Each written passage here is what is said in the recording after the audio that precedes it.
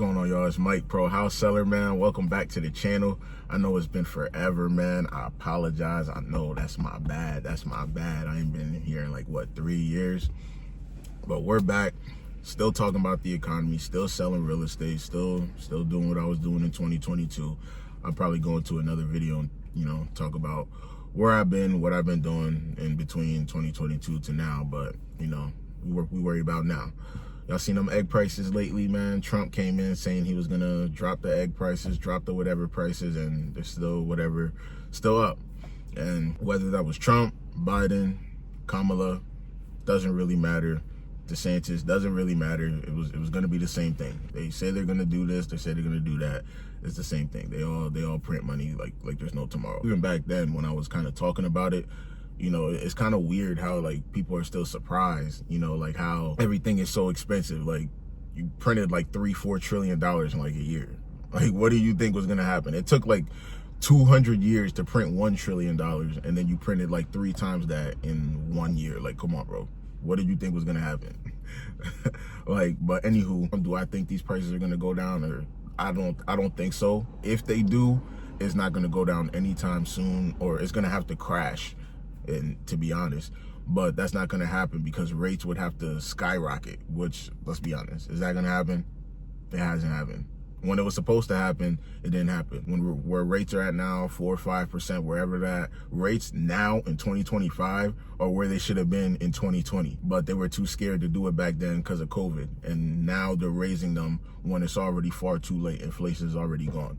So you trying to raise rates now, you'll have to raise rates now to like wherever 10, 12, because interest rates, wherever the Fed keeps the interest rate, has to be higher than whatever the inflation is, or else people's purchasing power is going to be stolen. So where it doesn't really matter if people make more money. Maybe they were making $50,000, 4 or 5 years ago, but now they're making $60,000. It doesn't matter because that $60,000 doesn't go where it used to go or where it would have went in 2020. People are pretty much, getting screwed over that way.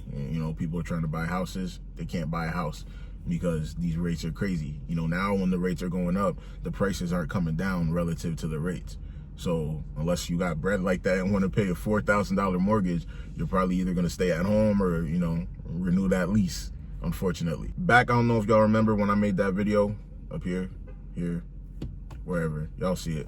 But when I made that video talking about the economy, how money moves, and the government having that Bretton Woods conference and all that shit and whatnot, a large thing that, I kind of skipped over was the banks, and how the banks are mainly involved in that just as much as the government. It's kind of hand in hand. And what the banks do is this thing called fractional reserve lending. And what that is essentially they can hold, and I think it's 10%. They can hold literally 10% of their reserves and lend out the rest. So say you give the bank $10 and say, hey, I want to keep this in a savings account so I can have it for safekeeping later, pay me interest, whatever. The bank by law can keep $1 and loan the rest of that 9 out.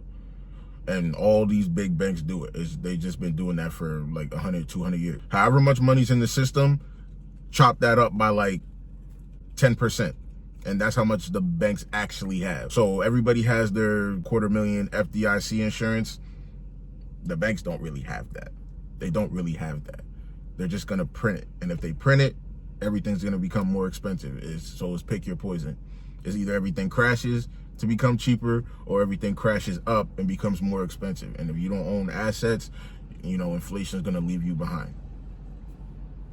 That's it, man. Quick little rant, man. Nothing crazy. Appreciate y'all, man. If you stayed this long, you can like if you want, you can sub, you can comment, you don't gotta do whatever.